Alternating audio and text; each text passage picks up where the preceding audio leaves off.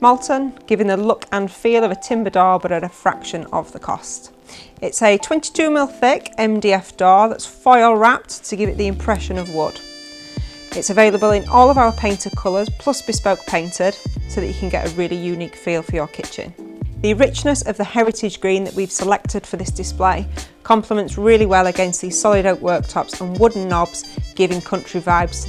So something unusual about this display is that we've taken a piece of quartz and we've inlaid this in between the wooden worktops to add a visual centrepiece. Quartz is available at 20 and 30mm, but to balance the thickness of this out against the solid oak, we've used a bird's beak profile, which is where you take two pieces of 20mm thick quartz and sit them one on top of the other. To break up that darkness of the heritage green, we've introduced a few features that you typically see in a country kitchen: glazed wall units and an open plate rack. If you want to hide your extractor away, then this chimney breast is really on trend at the moment.